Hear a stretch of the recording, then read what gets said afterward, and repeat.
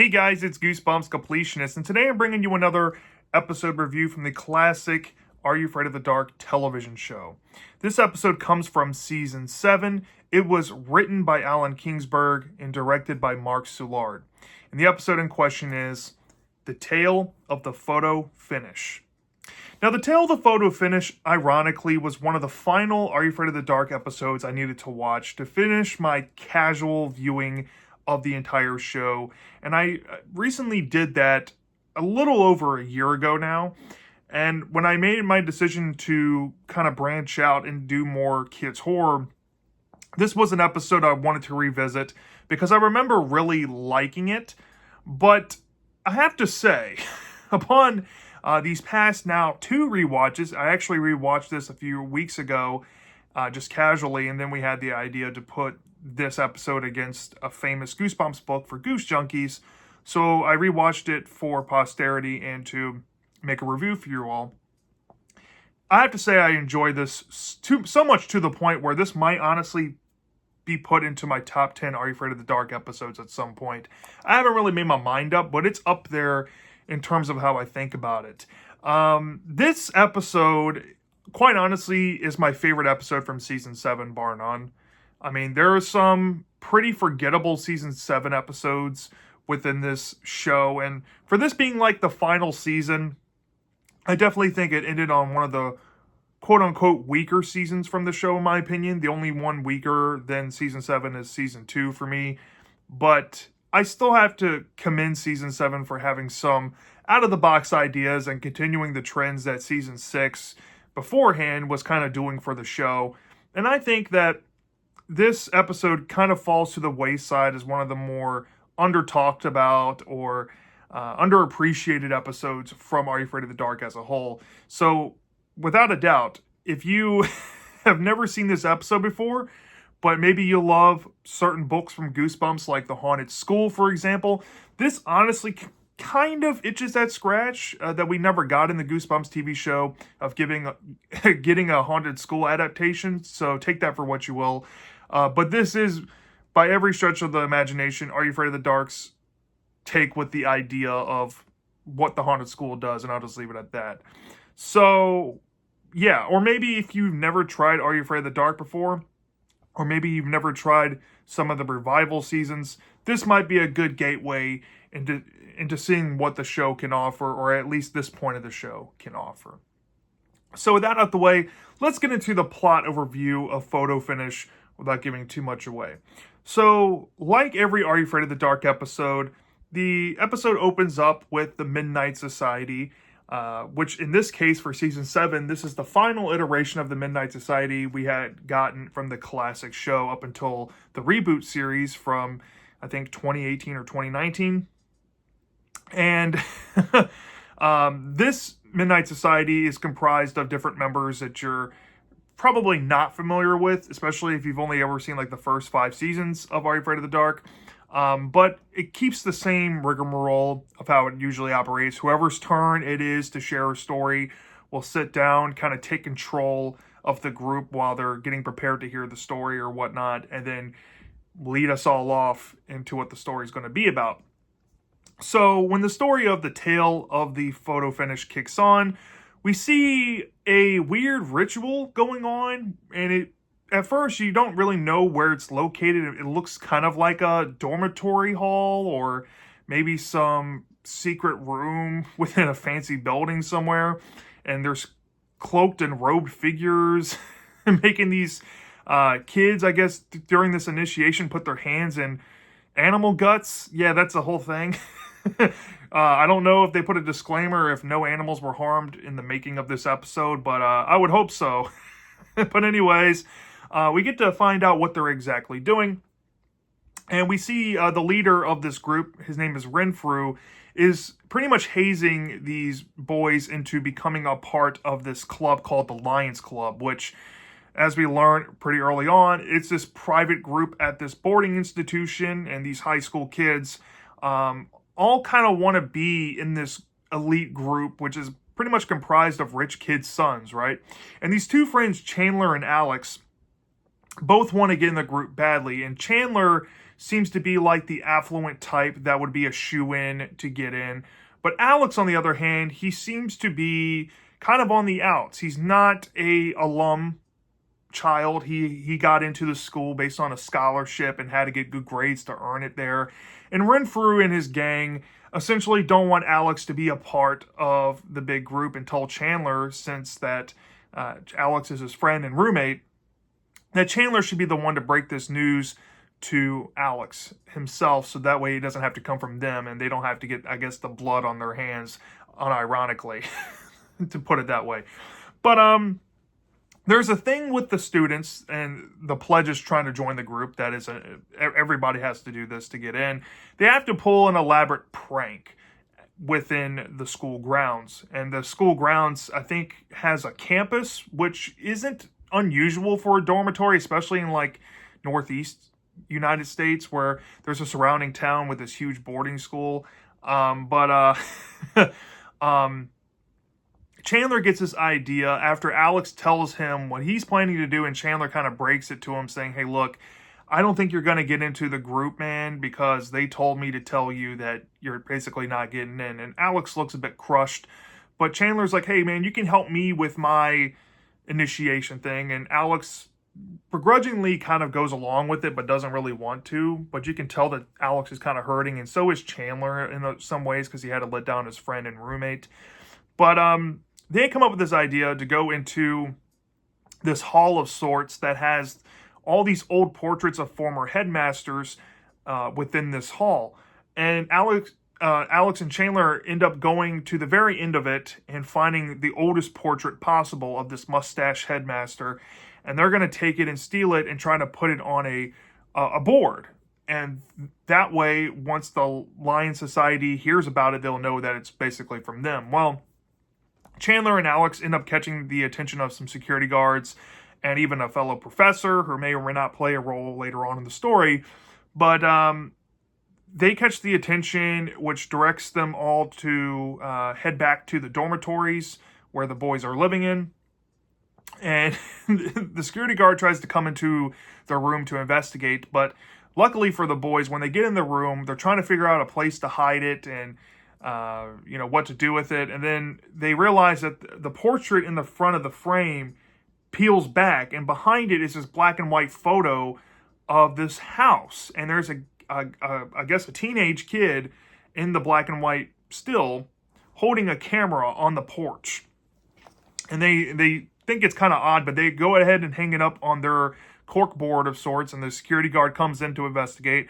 There's a little bit of fun to be had because it's kind of corny and cheesy with how they interact together. But let's just say the security guard sees nothing too out of the ordinary and decides to leave.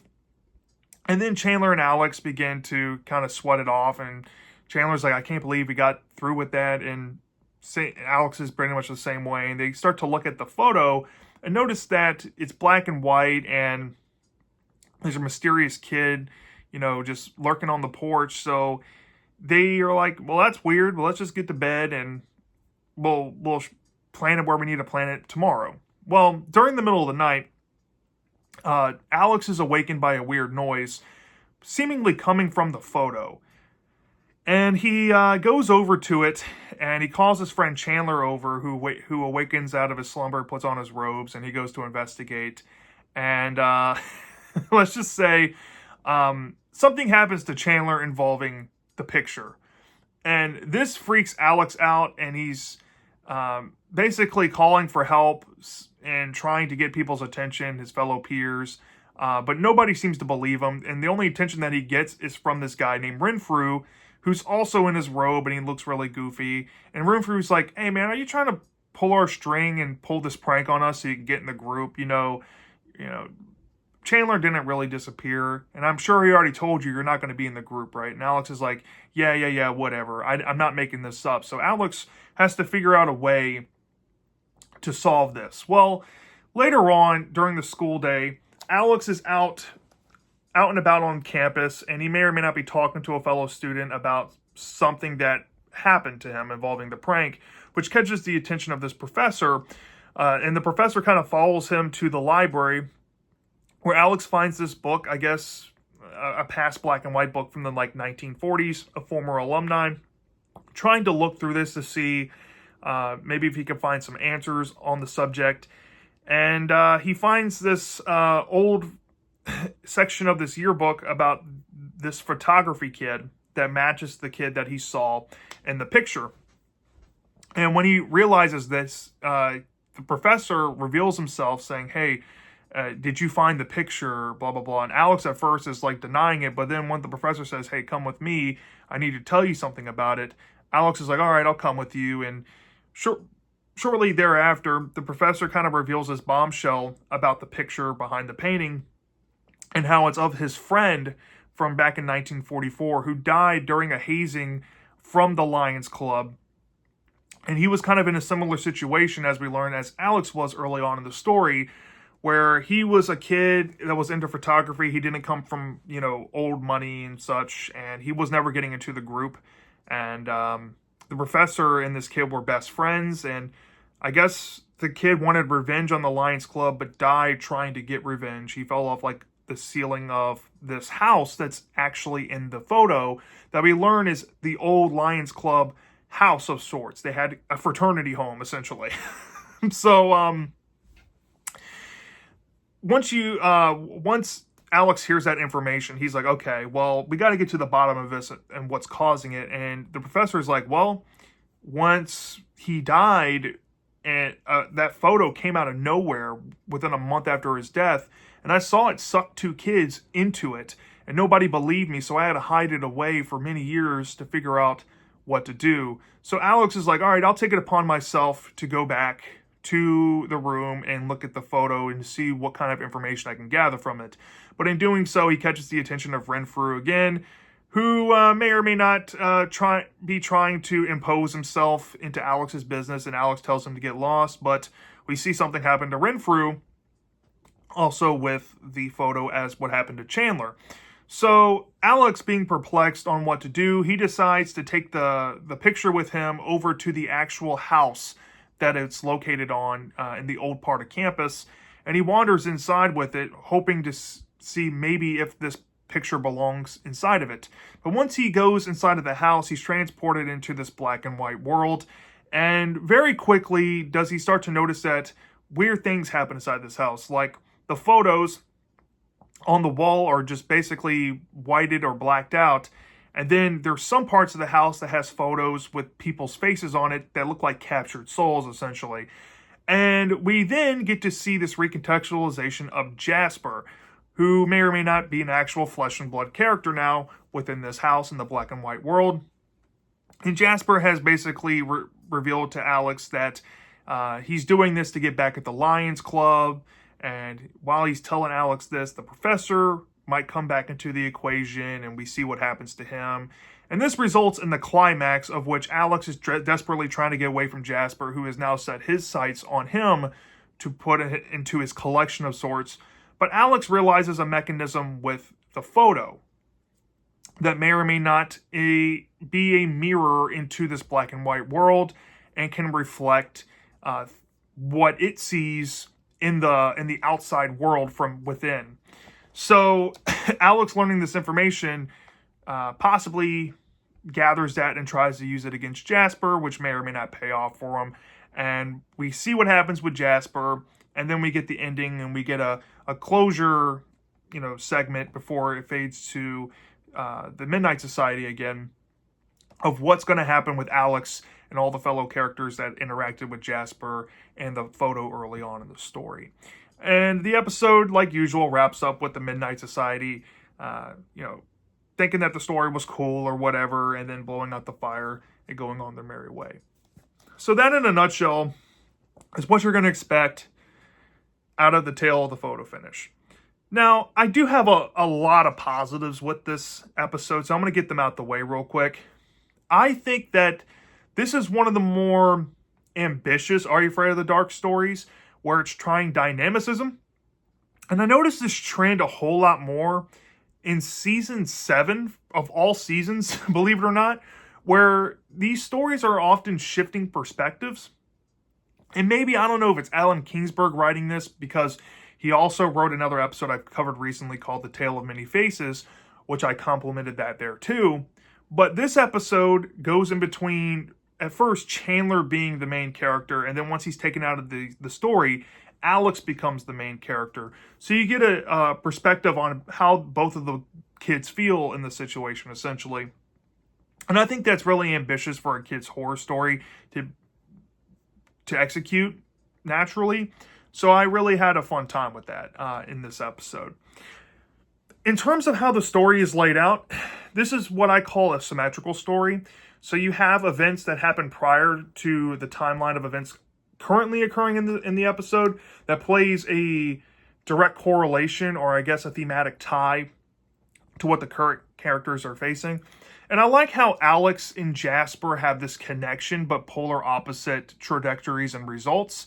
Where Alex, he could be vengeful and trying to hold on to spite for not being let into the Lions Club, but he's trying to move past it, but he's thrown into a situation where he kind of has to help his fellow professor and his best friend, out of this mystery and possibly out of this forever torment that they're going to be put in.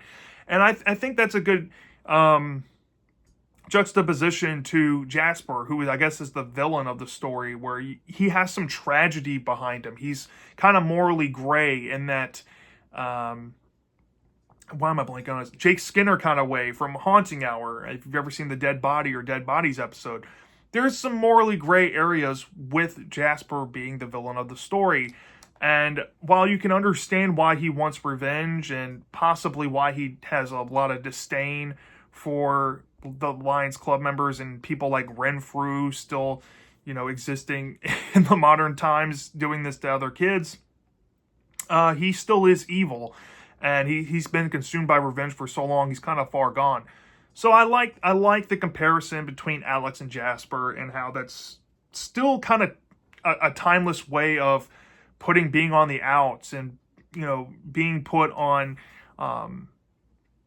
the outcast spectrum in society, or in this case, within, a social status within a boarding school.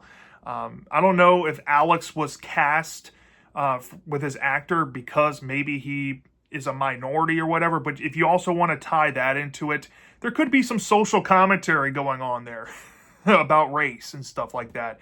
It's not touched on whatsoever in that light, but that is some maybe intentional, maybe unintentional subtext you can also take away from that, which surprisingly feels a lot more mature for an angle for Are You Afraid of the Dark to go down. And you wouldn't think that about it, but it has a lot of that going for it. So yeah, the character work in this was pretty well done. And like I said, the symmetry of themes was good. The atmosphere of this episode, it's a very cold setting and there's snow on the ground. It's at a boarding school. You get this sense of, I want to say the grandest sense of this school campus, but there is a lot of outside shots and moving around into different parts of the school and the surrounding area. So it felt a bit expansive, and it really did feel believable in the cold climate, because I don't know if they filmed this during winter in Canada or whatever, but you can see as the characters are moving outside, you can see the heat vapor coming out of their mouths and stuff like that from the cold. It looks really believable. And it's obviously not filmed on a set, which is nice. And honestly, there's a level of intrigue going on here that really works well in terms of the story. It's not a scary story by any means, but it's one of those stories that kind of feel off and you want to know more about it. And this is one of those episodes that take its time to kind of introduce ideas and then reveal bits and pieces throughout. So it keeps the intrigue a whole lot better than some of these mystery-oriented Are You Afraid of the Dark episodes I've already looked at in the past. So that's one big strength to it as well. And for once, this is actually a compliment. This episode is super corny and goofy, but it's in that way it makes you smile and not the way it makes you cringe kind of way. So when something is corny and goofy, if it's able to make me smile and not cringe, I'm always going to find that to be a positive. And trust me, there's some really over-the-top moments with Alex and Renfrew specifically. Those two characters, I think, were just having a ball in the roles they were playing. They were over the top, but in the best ways. And I don't know, sometimes the music kind of complemented these goofy moments, like the security guard moment with the two boys. That was actually hilarious. And it's not trying to be try hard with the humor, like Goosebumps can be at sometimes. It's kind of subtle, and when it happens, you don't really expect it. So, yeah, for once, I really like that about the episode. So go figure. I think that might be a later season thing and not within the first 5 seasons. And honestly, I like the climax and the build up to it and the atmosphere of it being a black and white world. This was very ambitious for Are You Afraid of the Dark to do. They normally don't try stuff like this. And it does have this weird Strange Days at Lake Halsey High meets Goosebumps flair going on for it. And it reminds me a lot of one of my favorite Goosebumps books of all time, The Haunted School. It has a similar concept and premise, and it works well in that Are You Afraid of the Dark execution, which normally doesn't always pan out the best for Are You Afraid of the Dark. So for once, yeah, another positive to throw in there that kind of defied my expectations. So yeah, I really loved a lot about this episode, but I do have two small nitpicky things that unfortunately kind of stick out for me and prevent this from being perfect. In the climax, I'm going to lay it out like this. The professor, I guess, is an integral character in the story, right? And he comes at a point to kind of help Alex along on the idea that this photo is supernatural and it can do things to kids that are in the Lions Club specifically, I guess, and that it needs to be, taken away from anybody interacting with it, right? But there's a point in the story where Alex has his interaction with Renfrew after he talks with the professor, completely independent of the professor knowing all of this has happened, right? And Alex goes to the house by himself without ever going to the professor, at least that we can see on screen. And somehow, in the climax, while Alex is going through all of this, the professor ends up inside of the home. Like, there to help Alex, I guess, save the day. It might not sound like the biggest thing in the world, but the way it executes, I guess, in the episode comes off kind of jarring. And when you think about it, and you think about the timeline of events, it feels like they were trying to cut corners because of the runtime. So they didn't want to add a scene for the professor to go to the dormitory hall to hear that Renfrew possibly disappeared. Or they didn't want to add a scene where Alex goes to the professor telling him that Renfrew got eaten by the photo, and the professor says, well, maybe we should hide the photo inside the house. Nobody would think to look there. It feels like there's a scene or two missing to kind of fill in that context of how he just shows up in the climax. So yeah, I view that as a negative, but I chalk it down to it being they're trying to cut corners because of runtime, right? Which leads to the ending. Which leads to the ending of the episode. And to be honest, this is not too far different from what Alan Kingsberg would do, I guess, in a similar concept with The Tale of Many Faces, where I said in that episode review that I've already covered here on the channel, that one of my negatives with the story was the whole mechanism of, in that episode, it was a book that had these faces of people that were transported in there by the villain to kind of like capture their souls. But once the villain is defeated and the book is said to release said souls, we don't see anybody in the long history of that book actually appearing in the room. And it's never implied of what actually happened to them. Here, I think Kingsberg tried, I guess, to mention what happened with these two boys that, if you blink, you miss it, were mentioned by the professor that disappeared back in the 40s right after Jasper died, right? And supposedly, we get a wrap up with them, and the professor already knew what's going on with them off camera, because we actually don't get to see these two kids from the 40s actually in the story. We only ever hear about them and maybe see their photos in the collection that Jasper has, right? The professor goes through this off-camera interaction he had with them, and it's essentially revealed something along the lines that the boys have just elected not to come back. And it just seems like a very cheap way to end the story off of in that route, because there's no inclination as to why time and being trapped in a house for so long has any weight to wanting to come back or not. I can kind of get the idea of maybe they missed out on so many years of their life. If they came back, they would be instantly reverted from kids to full-grown old men. That's understandable, but the story doesn't make an effort to explain the consequences of coming back, right? So you have to kind of just look at it like, all right, that's a little bit messy. This could have been a bit neater. And I also chalk this up to possibly not having enough money for extras, or they're trying to trim out additional scenes because of runtime, which ultimately leaves me with this final thought on the episode before I get into my overall rating for it. This episode is strictly held back, I feel, by issues of trying to trim out scenes for runtime. Maybe they didn't think these things were necessary, but in my opinion, I think they kind of are. For context and stuff, you could have dialed back a little bit on the humor in the first half and some of the unnecessary portions of the exposition, maybe within the first 3 or 4 minutes. Who knows, for thought. And try to focus the areas of the story that kind of needed that attention a bit better. And then this one could have possibly been a smash hit and one of the easy best of Are You Afraid of the Dark, but I digress. So, from a 0 to 5 star basis, those small things are there, but they're not the biggest things ever, right? These are like 0.1 and 0.2 things, right? So, because I only had 2, I decided to deduct 0.3 off the top and give this about a 4.7 out of 5 stars. This is a great Are You Afraid of the Dark episode, honestly. Like I said, it's my favorite episode from season 7, bar none. And there's a lot about it that is just really memorable. Maybe not the characters so much, but I think this is one where the concept kind of lingers with you, and you kind of remember the emotions you get from the story, from the characters.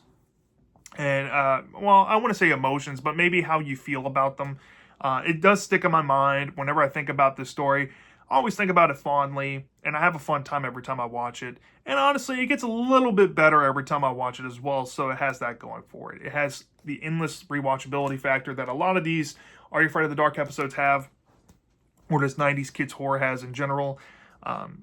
But yeah, in terms of Are You Afraid of the Dark, I think this one does a bit better in the execution department than most others do.